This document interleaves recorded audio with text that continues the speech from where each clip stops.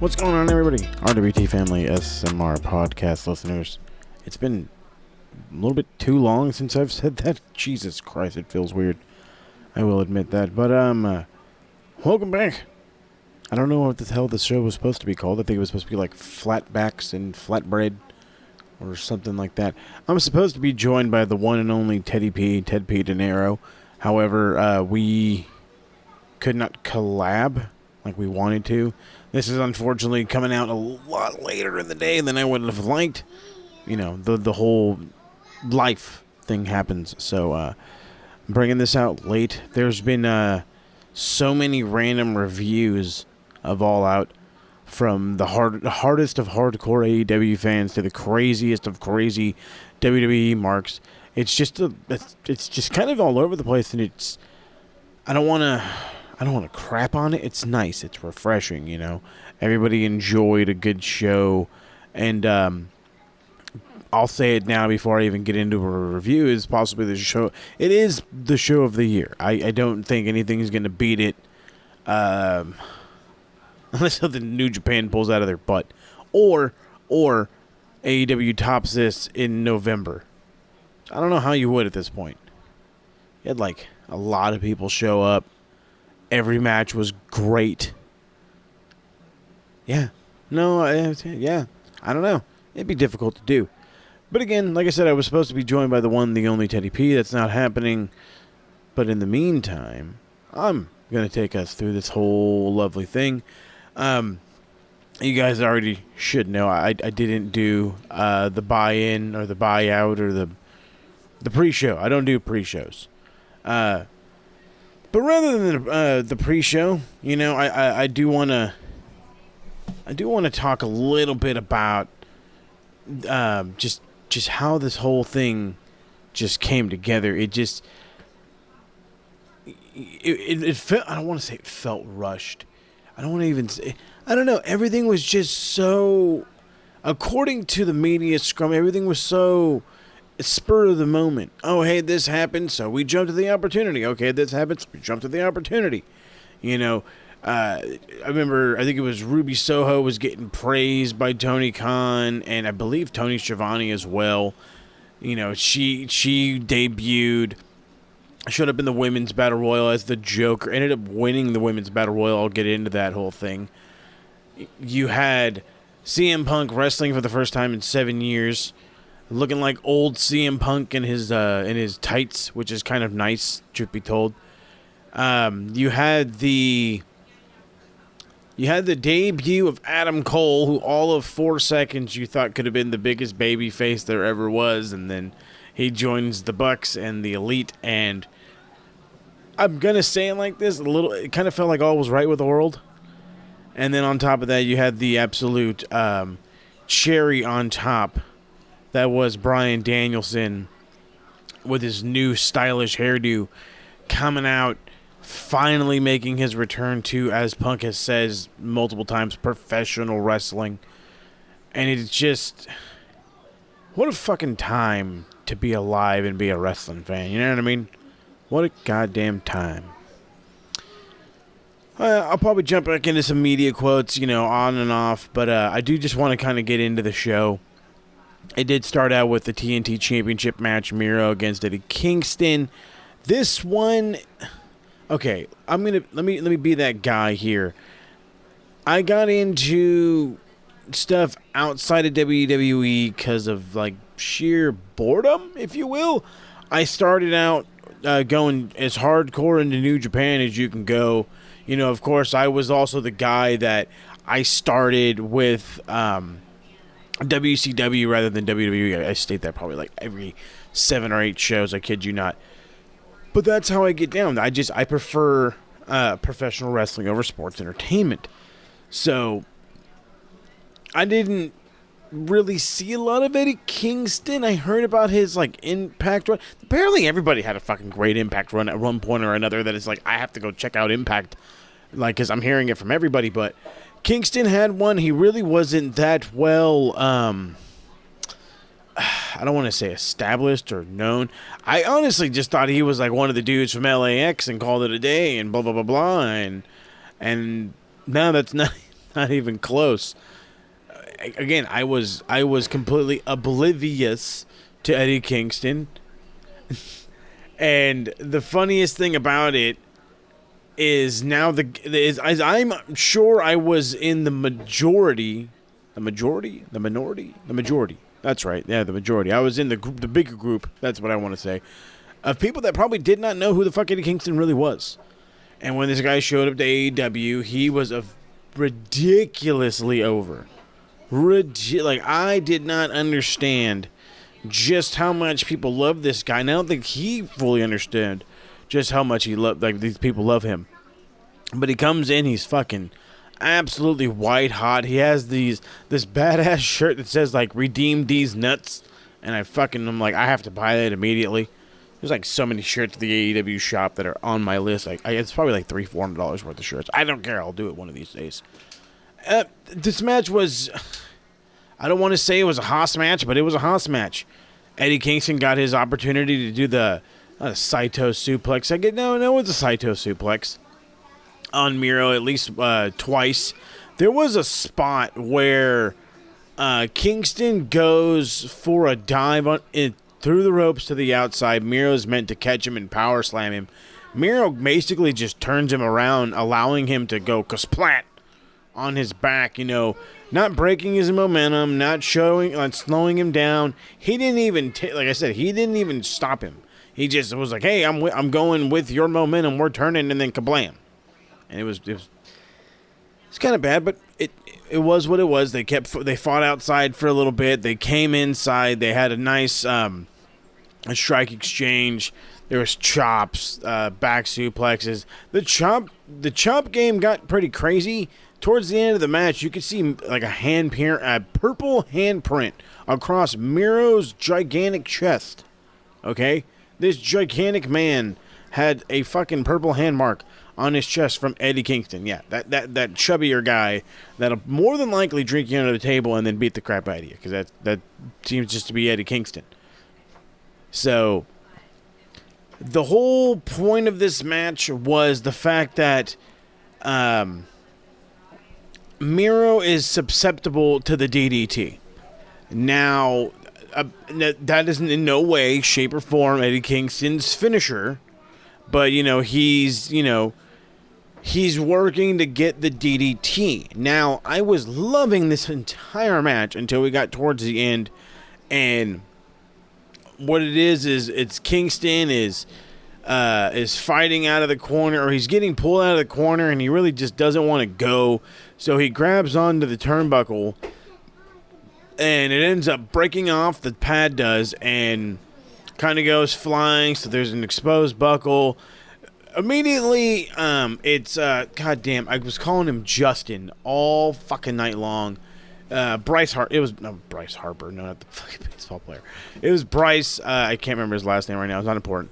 But you recognize the name, because you'll recognize the rep the second I say Bryce. He was Justin in this part.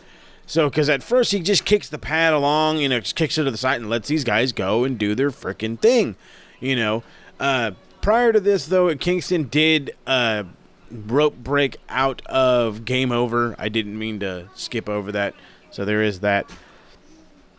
And so, anyway, again, back to the turnbuckle pad. Bryce kicks it to the side. They're fighting. They're doing whatever. He ends up hitting the DDT, right? He hits, I think it was like, I forgot what other move he hit, and then he hit the DDT, and he goes for the pin, and the crowd is screaming, absolutely screaming at Bryce to get your ass back where you need to be. He's over here like trying to put the pad on, like he's going to be charged a fucking security deposit or something for this place not looking right. And I'm like, dude, who fucking cares? It's a fucking foam pad. It doesn't matter. And due to that reason, Miro was able to kick out. So Miro then gets up, and they want to fight towards the exposed buckle. Kingston tries to throw him there. Freaking Bryce jumps in front of the thing like he's I don't even know what. He's just standing there like, no. This is an exposed buckle. It's like, dude, you are doing way too much right now. And that ends up leading to a Miro low blow. and then he hits just this running kick, like dead into the face, just dead into Kingston's face, and he picks up the win, ends up retaining the TNT title. Not that surprised. I really like this match, and then if it wasn't for this ending, I would have easily said it's a good, probably like 4.25 on a high note. This crowd, these pay-per-view crowds are so hot. It makes you feel like these matches were a little bit better than they actually were. I don't want to go that far. I do feel like Kingston and Miro did very, very well in this one. And because of that, I'll give it 3 3/4. If it wasn't for the BS ending, I would totally get behind it and say a 4, no problem. I mean, Bryce, I call him Justin. If you guys know Justin, it's one of the PWG refs. He's a total dingus. For a better, more nostalgia feel, he's the Nick Patrick of AEW. He's just an ass bag. But he pops, he garners more attention for all the wrong reasons. That's what it is. He garners all the right attention for all the wrong reasons. Or just attention, period. But I digress. My guess is they're going to continue on with this. It looks like Miro is going to end up pushing forward with Kingston. They may end up having another one. I think somebody was mentioning something about how they could push it another couple of weeks and have Kingston win it in New York. I believe that's on the 22nd. And I don't hate that idea. I still think even then it's a little bit too early for Miro to lose this thing. But they are teasing the crap out of fucking debuting his wife. And I've been saying, for those of you who listen to Max Wrestling, which you should every Thursday, by the by, you can go to check it out, maxwrestling.net or Max Wrestling on YouTube. Cheap plugs there. You know, if you were to listen to that show, you'd know that, like, I know she's on the way, and that's the downside. Miro always talks about being God's favorite champion. I'm at the point where he's not talking about God. He's talking about his wife. His wife is his God. And that's how he sees it, and he's running it off of that. You know what I mean? And that's why he's the Redeemer. He redeemed himself with his, he's going to redeem himself for his terrible way he finished his WWE run and what have you. So I think what's going to end up happening, and again, Max Wrestling, check it out. I think what's going to end up happening is when Miro loses the TNT title, whether it be at Madison Square Garden or at a later date, but when he loses it, his wife will show up, and he's going to have to do everything in his power to please her because he has upset his God. Yeah, a little cheesy, but it's going to work. It's going to work, trust me. Jon Moxley against Shotashi Kojima. This was a New Japan match. You guys ever watch New Japan? This was a New Japan match. That's fucking exactly what it was. Koji out here. Last time we seen him in the States, he was doing an Impact show. Came out and did the job. Not surprising. But what a lot of people don't get is Koji can go. You know what I mean? Koji is not... He's not a slouch. He is a former IWGP heavyweight champion. I believe he was the first guy to win that belt after Brock brought it back from that Inoki show. No. When I think it was, don't listen to me. I'm over here. I'm overthinking this, I get. But again, former IWGP heavyweight champion, former GHC heavyweight champion. He was a former All Japan Pro Wrestling Triple Crown champion. He was an All Japan Pro Wrestling Tag Team Champion, New Japan Tag Team Champion, and sugar on top, former NWA World's Heavyweight Champion. I believe he beat Rob Conway? Somebody look that up if I'm right. Jesus, that's why I'm like a 4-time knowledge champ, something like that. I'm up there. I'm up there, boy.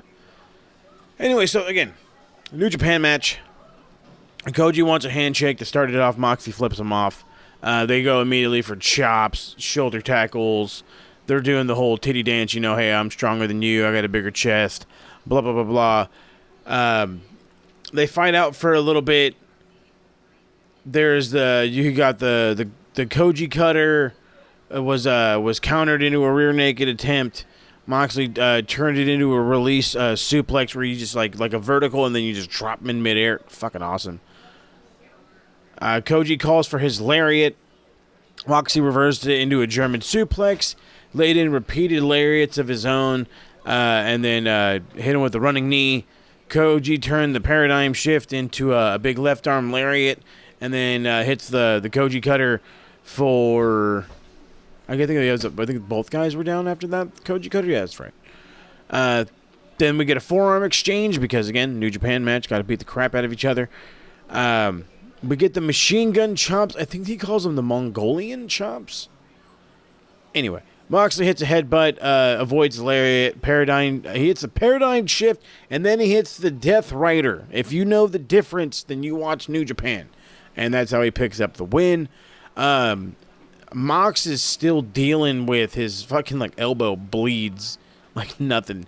We have an ongoing joke in the TSK. If you want to know how to get into the TSK, all you got to do is 1, subscribe and or follow to this show, and 2, you got to check us out, Smart Mark Radio, SMR Podnet, on all these platforms, Twitter, Facebook, Instagram. Facebook is the best one. Go to Facebook, ask me in a message or in a post or whatever, how can I be TSK? How do I join the TSK?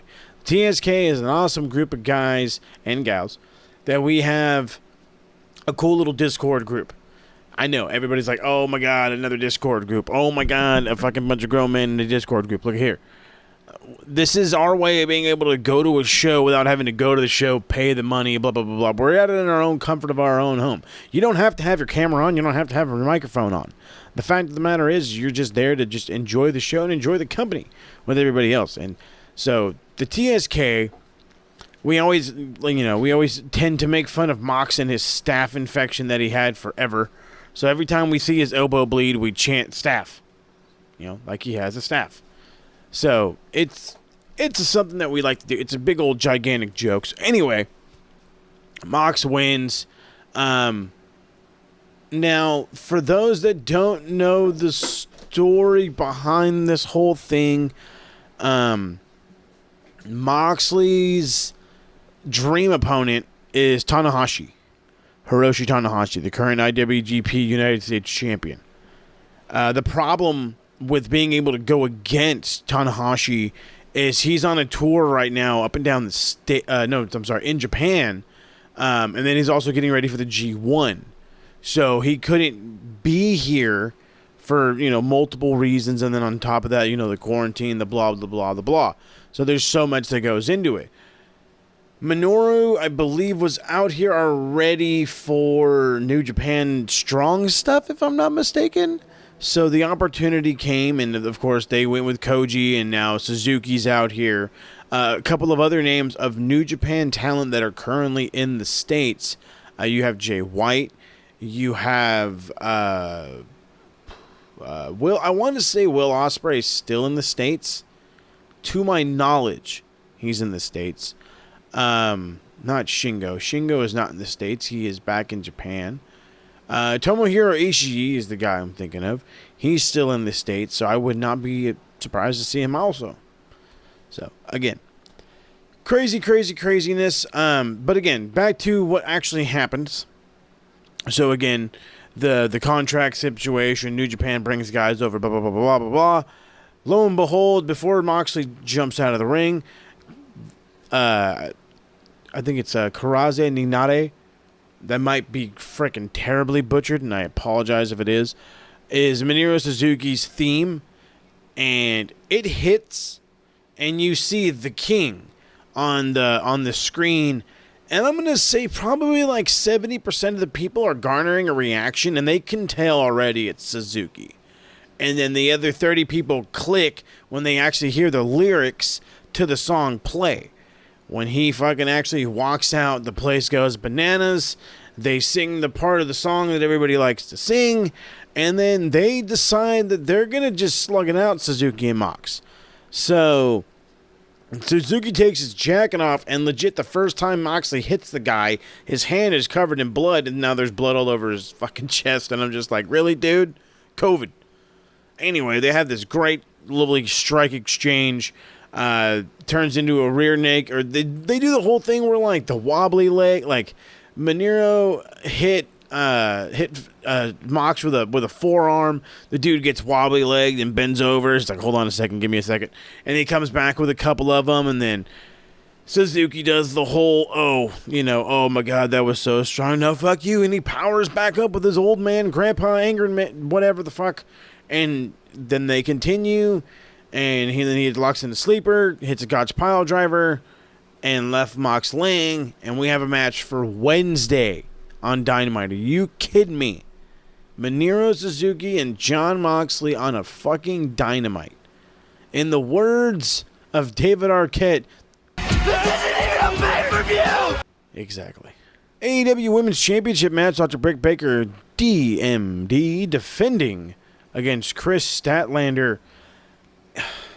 Look, I don't want to say I didn't know what I wanted out of this match. I didn't know what to expect out of this match. But I'm going to be the guy. I'm going to admit when I had no fucking clue what I was talking about, thinking about, looking at. I had no idea how this match was going to go. I like Chris Statlander's style. I did not see how it would mesh with Britt Baker. But guess what? It did.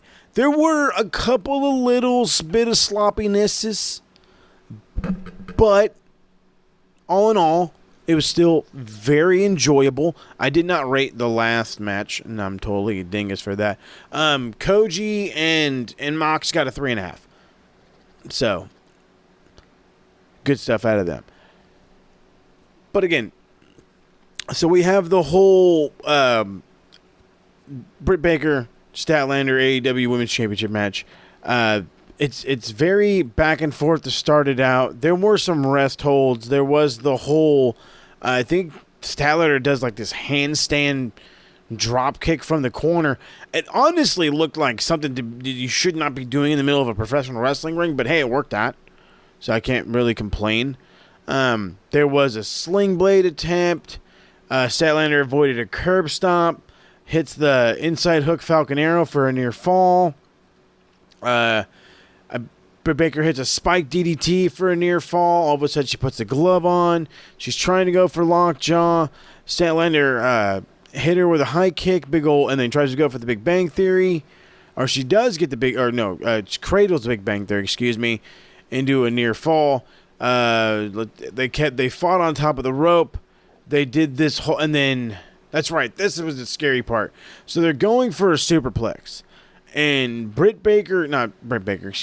Statlander, from the looks of it, had to shoot, deadlift Britt Baker up over her head for said superplex. And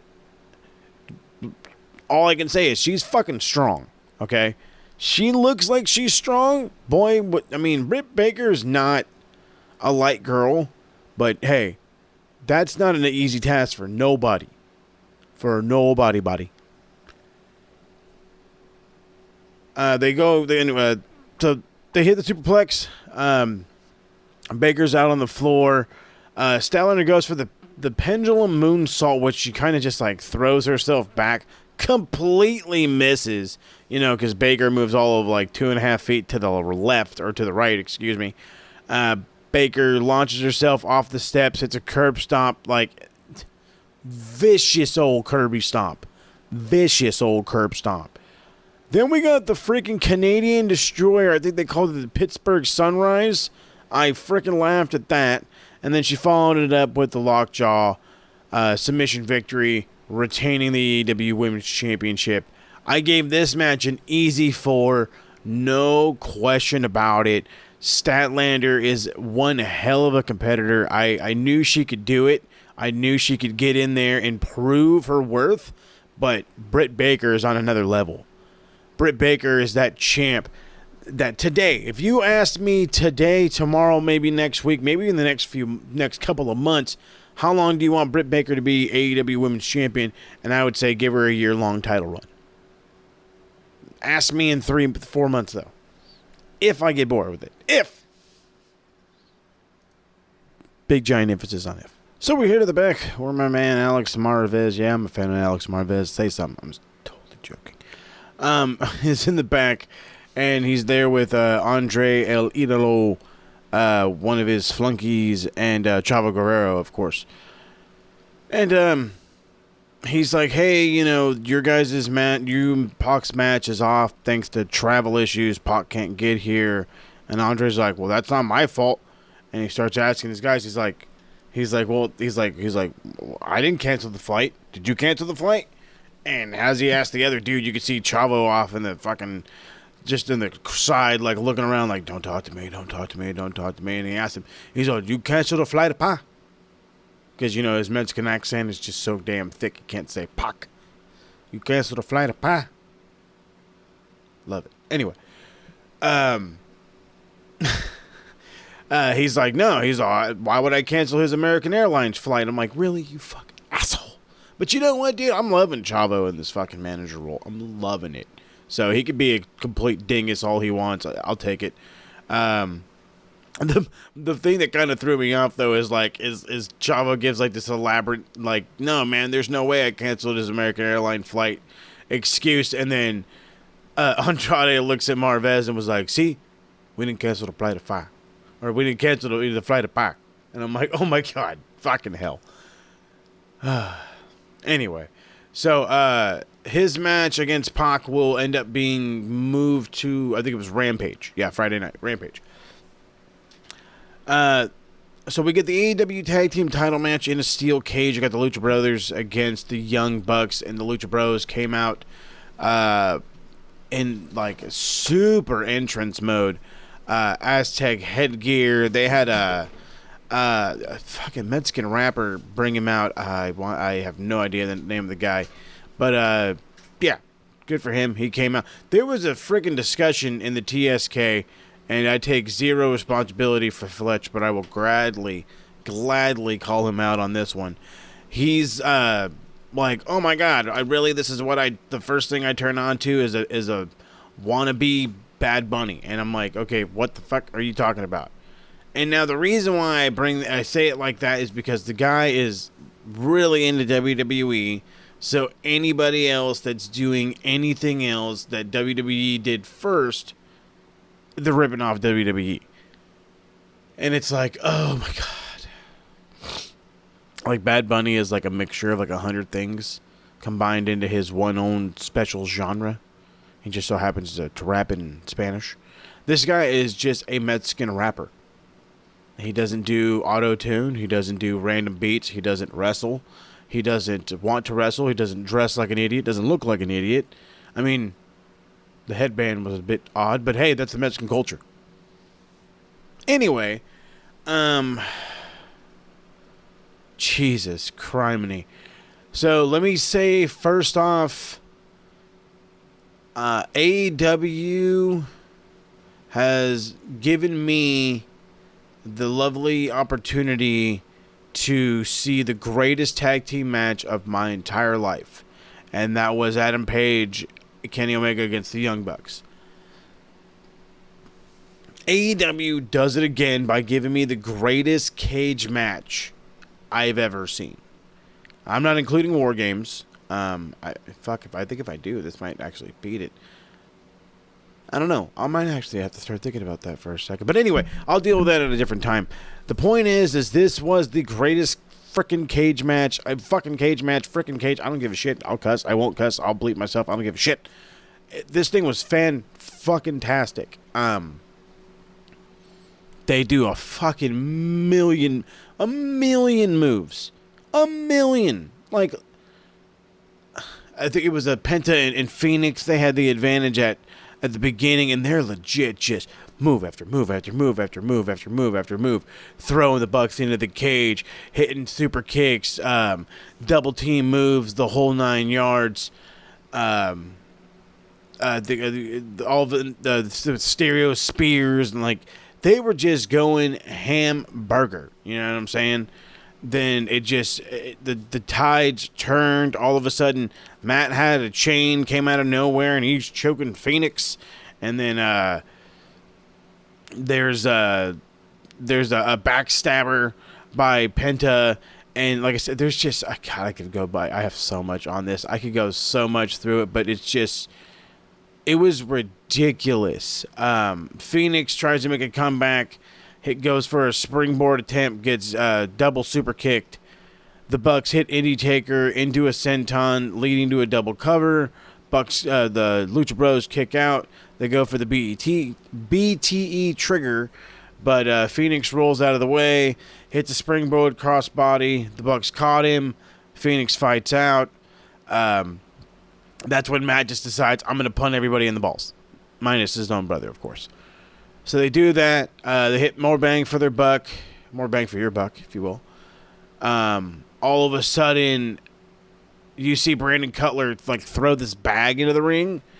And it's just this random Air Force One, white and blue. And on the bottom of it is thumbtacks. And I'm just like, oh my God. So this guy takes off one of his shoes. And he puts on, I think it was his right shoe, I didn't forget whichever, and he puts it on and he just starts super kicking people, and he kicks Phoenix first, or he wants to kick Phoenix first, but Penta jumps into the way and he's like, no, you got to kick me. We had just got the visual of Penta just being super busted open, and you could not really see a whole lot from his mask. Well, after he gets booted with this fucking shoe, the whole left side of his mask was red. I don't know if that was meant to be that way, or you know what I mean, but it was red. It looked like his, he was bleeding so much he was bleeding through the mask, kind of a thing. It just is so great. Just the credible everything. They fight on not to the top. They don't fight up there. Phoenix and Pentagon are making a comeback. Pentagon tells Phoenix, you need to go up to the top because they want to hit their package pile driver. And I'm like, how in the hell are you going to have this fucking guy jump 18 goddamn feet and land on his feet? How is this going to happen? That is the most unsafe goddamn thing I have ever heard. And then I'm thinking to myself, I'm like, well, dude, they would do it in Mexico. They wouldn't hesitate. So I'm like, oh, God, please don't. Lucky for me, Nick Jackson ends up climbing up there. And they really don't go too much. Phoenix throws him off. He ends up running across the barricade, and I damn near shit my pants. All of a sudden, he hits this crossbody. He lands on all three dudes, and does that. They hit the assisted pile driver, pick up the win, and are crowned AEW Tag Team Champions. The Lucha Bros, the guys that lost to the Bucks, and what some people don't understand was the only team to beat the Young Bucks, because they beat them for the AAA Tag Team titles in Mexico. Not a lot of people remember that right now, but they beat them for those belts. It's such a great moment. A team that was, every time they're on television, they draw attention, beyond draw attention. Pentagon is just vigorously waving his daughters over, and as a dad, I have one daughter, and, I've helped raise some other kids, not to get super personal. I've been a part of many lives. I'll just say that. And, just that dad moment. And the poor guy is covered in blood. And he's all wiping his blood on these girls, unfortunately. But it's a loving and embracing moment. I fucking loved it. Absolutely. You can't change my mind. I was going to say 5.25, but I'll stick with 5 stars, that is. So before I get into the Women's Battle Royal, the women's casino battle royal. Excuse me. I don't know if I've ever mentioned this before. I don't know if I mentioned it on Max or any other previous shows. Is it me, or is AEW just a hell of a lot easier to watch? Or maybe it was just this show. Something about the camera positioning, the camera cuts, how little they were cutting, but how important the camera cuts were, was just a massive improvement. They weren't just cutting to cutting to cutting to cut to cut to cut because of a cut with a cut. You know what I mean? It was just it kind of meant a little bit more. Anyway, back to the casino women's battle royal. I think I spoiled the winner at the beginning of the show. Hopefully you guys were in the middle of doing something and you just didn't pay attention. But if you did, hey, we're going to still go through it anyway. So, of course, as you guys know, it's the same thing as the casino battle royal for the dudes. 4 suits come out. Clubs, hearts, spades, diamonds? Yeah, that's what it was. Oh, my God. Wow, really? It's 5 competitors per suit. And then you have the Joker making 21. So,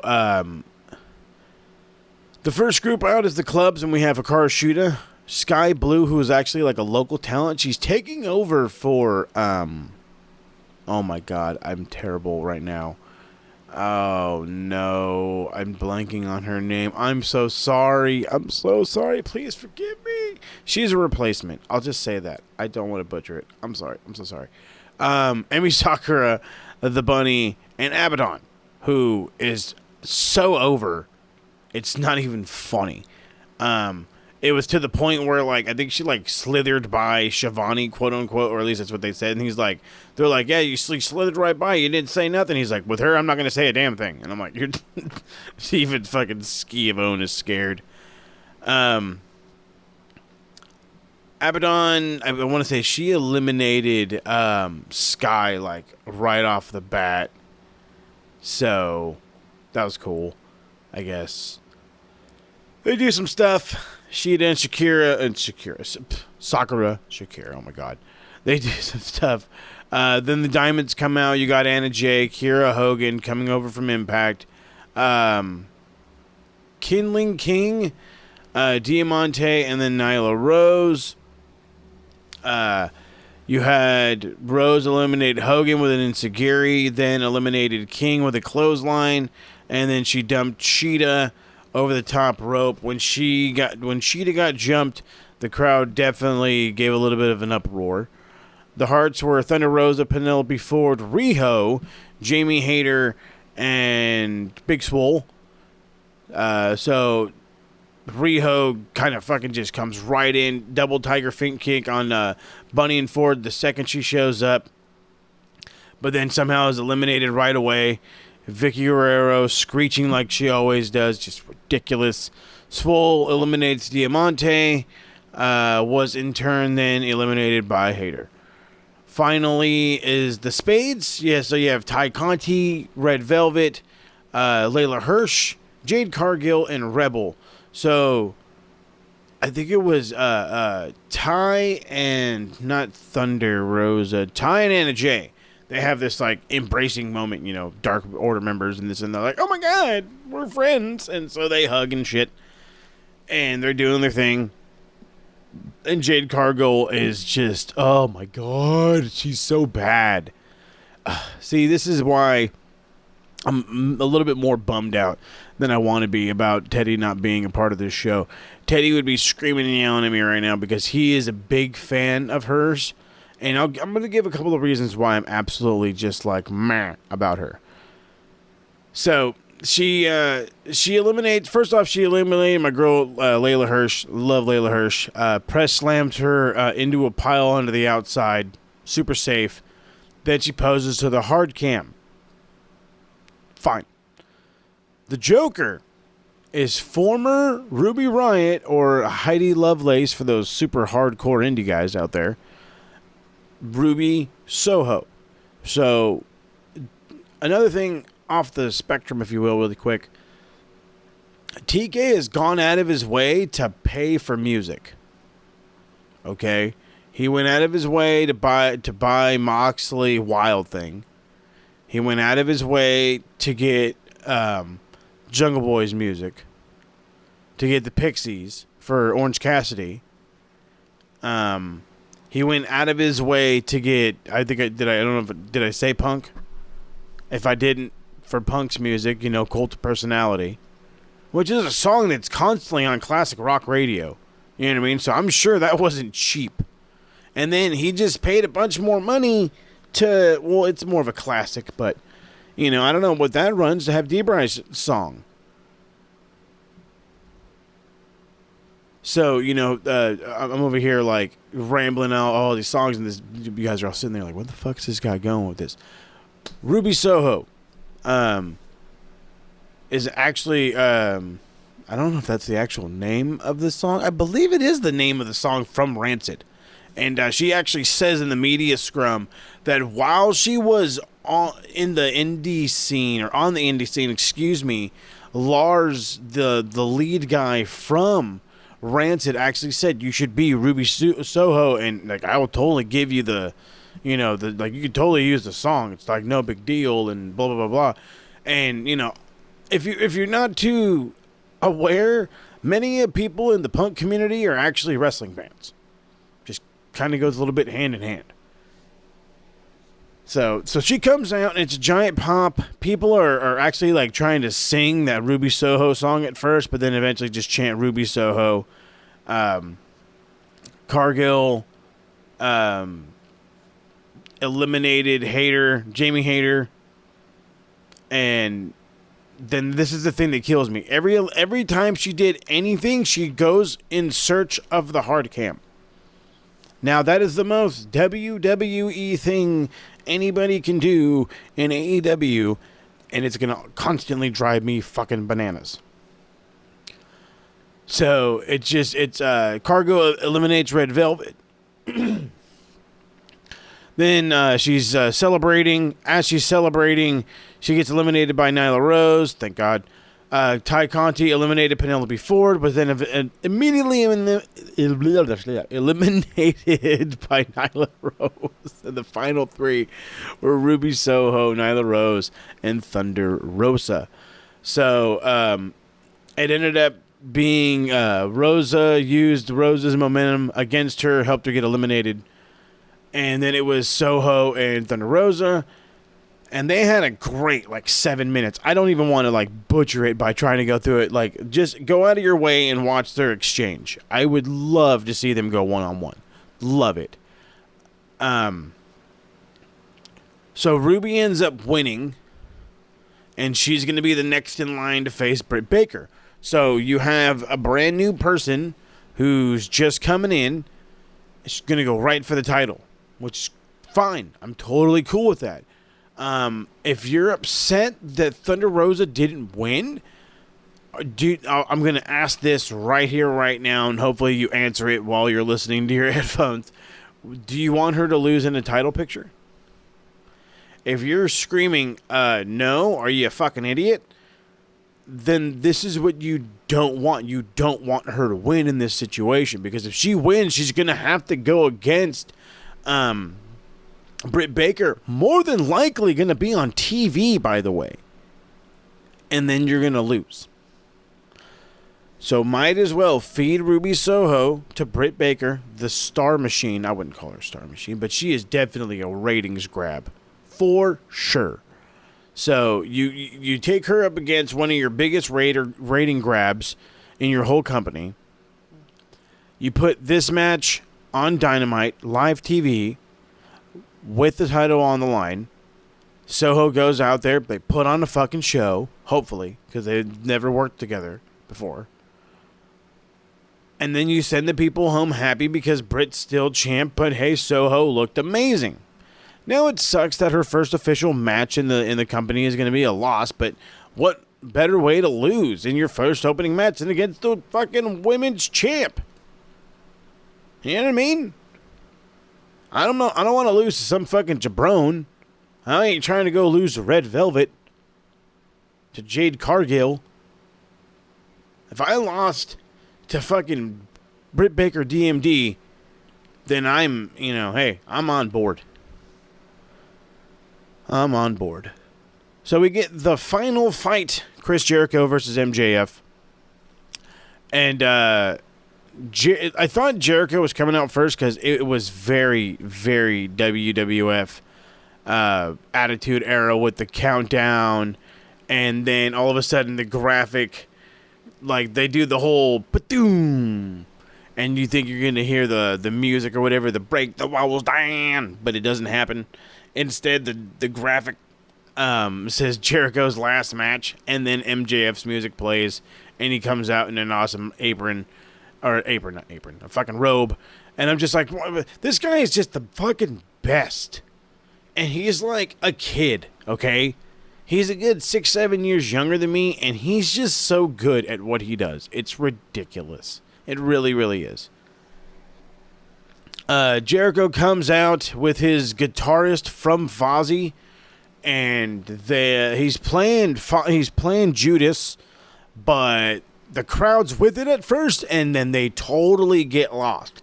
You know what I mean? It's a lot easier to be able to go along with the song when you can hear the song. That guitar drowned everything out. I could barely hear the commentators. So, it was a fun idea, I guess. So this match was, I'm still going back and forth. I don't know if it's better than their original. Maybe it's better than their original. I think it's better than their original. You see what I'm in, a little bit of a conundrum, if you will. But it was very good. They had the whole, I think, what was it? They were trading chops. As they're trading chops, MJF, the crowd starts wooing. MJF decides to flip the crowd off and then start doing the flare strut anyway. He hits the heat sinker from the inside to like the outside apron, which just looked bananas. He goes for the acai moonsault. Jericho avoids it, and then he avoided it. Ends up powerbombing him onto the ring corner. They go back into the ring, trade hands. He's able to hit the lion salt for a near fall. Repeated clotheslines in the corners, punches from the top turnbuckle. All of a sudden, Wardlow comes out and is immediately met by Jake Hager, who is still in the street fight gear. The Stadium Stampede. He is in the same gear. How he keeps it so clean is beside me. All of a sudden there's what was it? They have not Hager. Wardlow causes the distraction, right? So there's the giant distraction. Aubrey has her back turned. All of a sudden MJF has Floyd, the baseball bat, in his hand. He ends up hitting Jericho right in the face. Then turns around, hits the Judas effect. And Audrey counts 1. She counts 2. And to be the only guy probably talking about this, and I really hope I'm not. This was as like baseball. We gotta check the replay as you can tell. Because she's like 3 and his leg hits the rope. If you could just like, I don't know, hopefully, if you could just, I can't even, just 1, 2. One happens then the other. Legitimately just like that. And she counts 3. MJF's music hits. He celebrates. All of a sudden, the official that came down to stop Wardlow and Hager from brawling in the middle of the goddamn ramp is like, no. Jericho's foot was on the rope. So they end up resetting the match. Jericho gets into a quick little shoving match with Audrey. He gets rolled up. It's a near fall. MJF goes for the salt of the earth. It gets rolled into the walls. And the whole part of the match was Jericho was working the low back of MJF. So once the walls really got in, he sat deep. He looked like he wanted to go for the lion tamer, but I felt like he was going to lose his balance. So he just sat in really deep. and MJF ended up tapping out, which means Jericho does not have to retire, and he gets to hang out for a little bit longer, and all of the Inner Circle come out and celebrate with that awesome man. Okay, now we get to something just crazy, unexpectedly good, and that's CM Punk versus Darby Allin. And again, this is one of those situations where I had no freaking clue who I really wanted to go for. Now, I always thought to myself, there's no real way Punk can lose.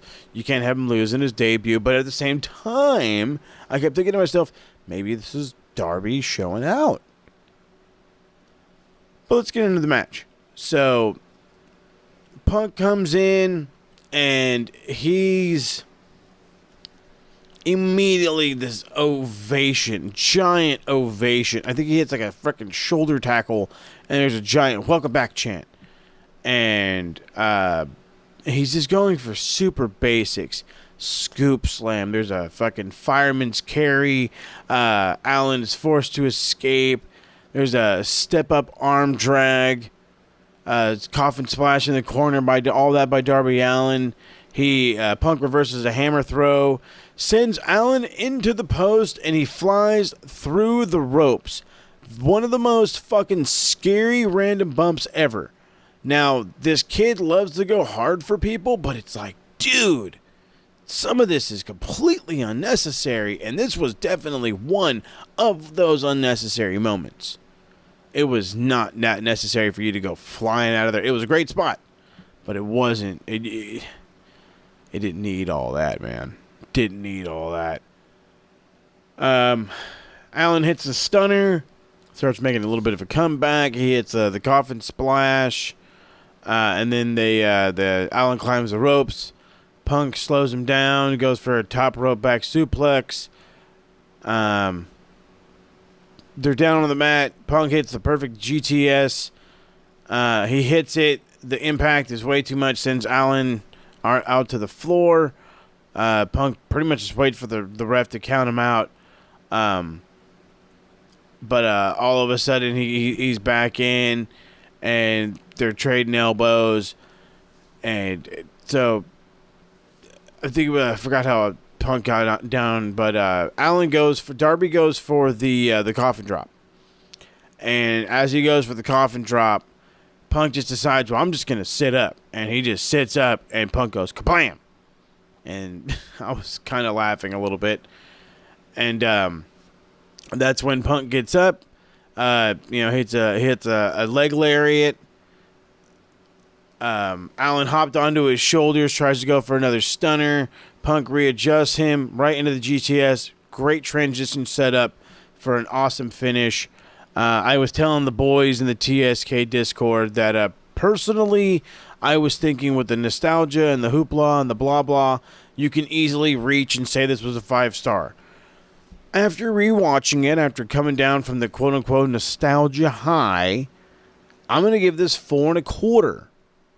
I didn't rate the Battle Royal because it's a Battle Royal. I'm not going to rate a Battle Royal. Just know it was good.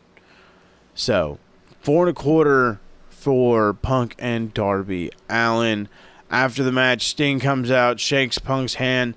There's a lot of heelish vibes coming through. A lot of heelish vibes. And then on top of that, Punk decided, should I walk through the heel side? And the people are like, no, damn it. So he goes to the good side. But I don't know if that means anything or if they're just, poking fun. Paul White versus QT Marshall. I was hoping was going to be exactly what it was. Thank God for that. I was afraid. Oh, God, I was afraid. It went about 3 minutes. Everybody got beat up by Paul White. We got the Big Show name dropped twice, I think, by fucking JR. It's fine. It's fine. I'll let him. He can get away with whatever. That's my man. QT hits a running diamond cutter. All of a sudden, he tries to go for the running diamond cutter. That's what it was. And Paul White just kind of pushes him off. Hits a back body drop. Solo's on the apron. He gets chopped on. Colorado comes in, hits a running cross body, but then gets choke slammed. And then choke slams QT for the win. So, Jon Moxley cuts a promo on Minoru Suzuki, saying them fighting each other is the best drug in the world. Calls Suzuki a bully before welcoming him to the jungle. Lord have mercy. And Malachi Black addresses Dustin Rhodes, says if Dustin wants to be angry as possible, and he wants Dustin as angry as possible because that's what makes him most predictable, and he's likely to slip up just in case Dustin has calmed down. Black would remind him of all the reasons he should be mad, including all the people he's intact, which, of course, includes Cody Rhodes, the little brother. My little brother. Had to do it. So, it's, if AEW does not give you stuff to look forward to every freaking week, I don't know what they do. But 3 things already announced for Dynamite, and that's Jon Moxley versus Minoru Suzuki in his homecoming match. Ruby Soho appears on Dynamite, and then you got Malachi Black and Dustin Rhodes. Friday, of course, you got Andre El Idolo, and you have Pac. So to finish out the show, the main event of the evening is AEW World Championship match, Kenny Omega versus Christian Cage. Now, I have not seen a lick. I haven't seen a lick of Christian Cage's Impact run. So when I say that, I'm also going to follow it up with this. This is probably the best match I've ever seen him in. That wasn't a tag team match. This is probably the best singles match I've ever seen him in. It was excellent. I enjoyed the fuck out of it. I'm trying to find my notes to figure out the best way to go through it. It was very back and forth at the start of it, and then he had Omega. I'm trying to jump right here into the middle of it. Omega is he hits a top rope Hurricane Rana, or Christian hits a top rope Hurricane Rana. He starts his little bit of a comeback. They trade hands. Omega has the power advantage, avoids a corner elbow, goes for the 10 punches. Omega put Christian in the electric chair, but Christian fought out of it, landed in some more punches, and then there's the whole choking on the second rope, the V-trigger, elbow strike, leg lariats. Oh, my Lord. Forgot how much I wrote about this match. It was very back and forth. The attention turned to the announce table, to that one table setup. Okay, so speaking of the table setup outside, I completely scrolled past this note. So they're battling outside, and Omega decides, I'm going to grab this table, and I'm going to lay it on top of Christian, and then I'm going to stomp on it, right? All while this fucking ref is meant to be distracted. So I understand there's a lot of people in this arena, you know what I mean? And having somebody directly talk to you can, completely throw you off of where you think you're at. So, fucking Kenny just double foot stomps, and this table explodes right above Christian, and I'm just like, how in the fuck did you not hear that, pal? How in the fuck? And then, later on in the match, fucking Don Callis in his pink-ass suit and his black and pink fucking shoes are setting up a table. And I'm like, dude, at the beginning of the match, fucking Bryce is going out of his way for people to not use shit. And this fucking dingus is just like, all right, Don wants to help out. That's fine with me. I'm like, what in the literal hell is going on? What in the literal hell? So they're working towards that table on the outside. Omega tried to German suplex him into it. Christian wouldn't let go of the rope. He tries to go for the dragon suplex. Christian fights out. Goes for the kill switch. Omega fights out, or turns into an electric chair, which was escaped because it was going to be a one-winged angel. And then all of a sudden, Christian hits a spear through said table. We go back inside, and it just continues to go, and more V-triggers, repeated V-triggers. There was the ripcord V-trigger. Christian just fucking melt on that one. That was kind of cool. He surprised Omega with a cloverleaf submission, locked it on. high angle modification. It was more of like a cloverleaf lion tamer. It's kind of badass. Don Callis at ringside calls for the Good Brothers. He is waving his arms off. Gallows comes in and he held Christian against the ropes.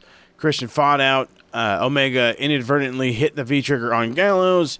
Christian then hits a kill switch, gets a really close near fall. Callis, so when Callis gets in the ring, he's like doing the fucking the jazz fingers or whatever the fuck. Spirit fingers, that's what they're called. Spirit fingers. These are spirit fingers, and these are gold. He's doing spirit fingers. Can't help myself. Oh, Lord. Go back. If you guys can go back and watch clips when Don Callis gets into the ring, the creepiest fingers you've ever seen in professional wrestling.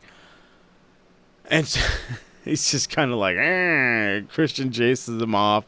Goes for, they're going for a top rope kill switch. Omega pokes the eyes, is able to transition into a one-wing angel. A second rope one-wing angel hits it and ends up retaining the AEW World Championship. So, of course, after the match...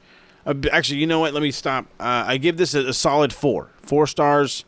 I enjoyed it. I want to go higher. You know what? I will go higher. It's 4.5. I'm over here looking at my notes, and I was like, oh, I'm going to butcher it a little bit. No. This is what I have wrote down. I gave it a 4.5. Earlier today, I had like 4 5-star matches. And after a second viewing of this show, I kind of had to tone it down. So that's what I did. And this is where we're at. So 4.5. But again, after the match, the Bucks come out and the Elite all attack Christian and Jurassic Express come out to try to make the save. They're overran quickly because, you know, the numbers. There's already yes chance. Omega grabbed the mic and said there's nobody on his level. The only people that would ever have a chance of beating him aren't here, are retired, or are already dead. All of a sudden, the lights go out, and you just hear a freaking song that sounds everything like goddamn Adam Cole, baby, and that's who's here. It's Adam Cole. The fucking place is going absolutely apeshit. Some people are like, his 90 days not up, and there's some other guy, it's 30 days, stupid. And so, you know, wrestling fans rejoice as fucking Adam Cole shows up in AEW to actually do something worthwhile. I mean, NXT run wasn't bad. He talks about it in the media scrum at the end, which if you guys have the opportunity to check it out, it's on AEW's YouTube page. It's just a little quick behind-the-scenes thing. Not very quick. It's about an hour.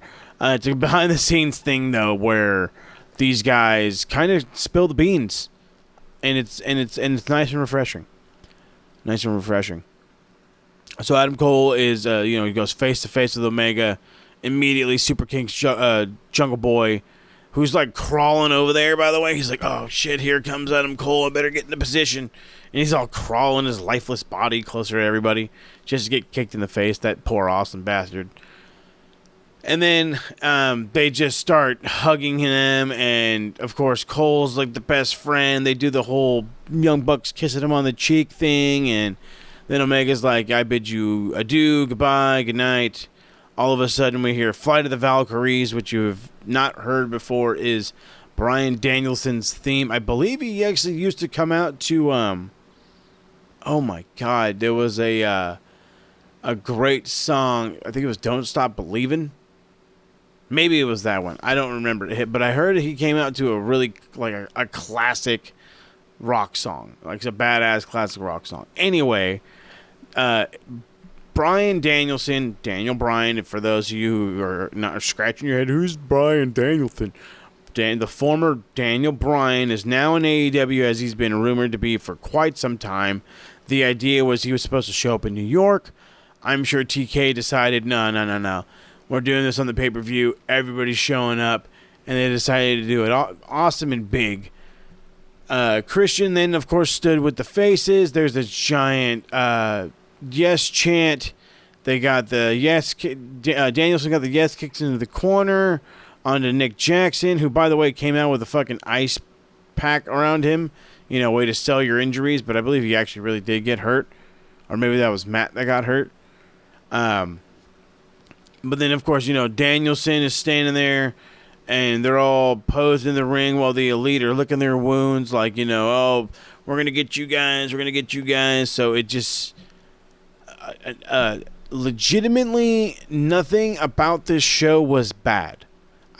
Something I think I said in the fucking beginning of this thing, there was almost nothing bad about this show. Like, yeah, maybe the Battle Royal wasn't the greatest Battle Royal you've ever seen, but in no way was it bad. You know what I mean? I am not at all disappointed at this show, and if you are severely jacked up in the head. I have been seeing a plethora of WWE diehards who are going out of their way to say that this was a damn good match. That this was a damn good, not just a damn good match, a damn good show. That the ups, the downs, the debuts, all that was so great that they're even saying it was the best show of the year. So I will continue said segment by saying it was the best show of the year. You got Bryan Danielson, who looks like he's going directly for the AEW World Championship. I thought that's what Punk was going to do, but maybe Punk's going to just go through a bunch of people first, which is fine. By the way, another random quote from the media scrum. Punk said that Sting told him that he reminds him of, or his match with Darby reminds him of Sting and Flair back in the day when they went 45 minutes. He's like, you remind me of Flair in that instance, as in you're this above, a crazy above and beyond legend, and you're coming out there with some kid putting him over. You're going to get the win, but you're putting him over. If I haven't said it already, what a time to be a fucking wrestling fan. But anyway, that's it. That is my review. It went on a little longer than I expected, and I apologize for that. I hope you guys enjoy the random little snidbits that popped in here. Something I'm thinking about working a little bit more on. I was supposed to drop more stuff. I am so sorry, you guys. I don't want to be too explicit with what's going on, but I'll just say the following: COVID. Thanks to COVID, we had to maneuver some things. Things got complicated. But don't worry. This is the first of many shows to come back. I have Retro Rewind ready to come back. It's not dropping today, or technically Tuesday. It was supposed to drop on the 6th. It'll drop Wednesday. And I'm going to do my best to try to drop 2 episodes. So keep your eyes peeled out for a brand new episode of Retro Rewind. It is either going to be a pay-per-view or is going to be a Raw and Nitro. I can't tell you because I have to figure out which notes are going to get done first. And I don't have that program open right now. And I don't want to go scrolling through stuff so you can hear weird clicking in the background. So I have to figure that part out. But do know that one is coming tomorrow. Of course, you can always find me, Max Wrestling, each and every Thursday on YouTube. Max Wrestling on YouTube or maxwrestling.net. Check both those out.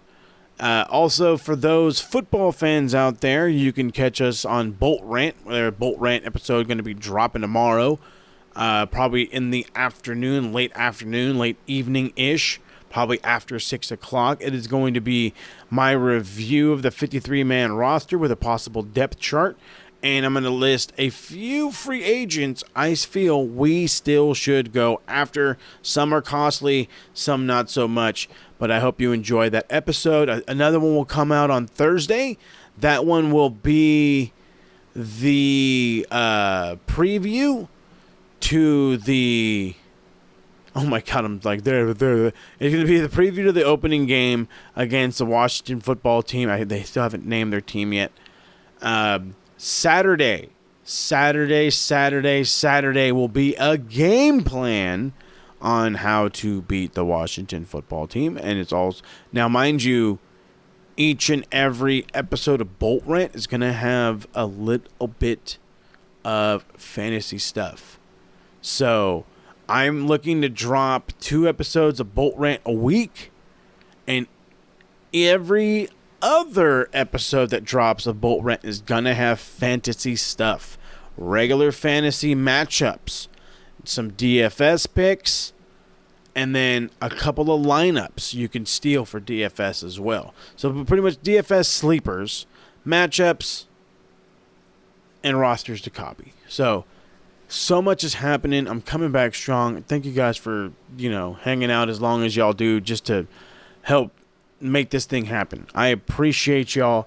I'll catch y'all around the bend. Remember, check back tomorrow for an episode of Retro Rewind. Check back Thursday for Max Wrestling and for an episode of Bolt Rant, and just keep it coming. Make sure you're subscribed and following me on all platforms of social media, SMR Podnet, Facebook, Twitter, Instagram, soon to be on TikTok, I guess. We're going to figure out some cool ways to do that, though, so don't think I'm doing some dances, but just know that the audio is going to be turned into some kind of a video and put on TikTok and maybe eventually YouTube. But only time will tell, and this is just one step in the proper direction. Tomorrow is another step. Thursday is another step. And every other day, we start to walk. And before you know it, we're going to start running, because we all need to do a little running in our life, because goddamn COVID made us gain some weight. But it's all good in the hood. Anyway, I'm going to get on out of here. I appreciate y'all. I will catch y'all around the bend. Remember, AEW All Out is the best show of the fucking year. And yes, they were not chanting he escaped. They were chanting TSK. I don't give a shit what Kenny Omega says. They were chanting TSK. Or not Kenny Omega. I don't care what Brian Elway says. They were chanting TSK. Too sweet me. Peace out.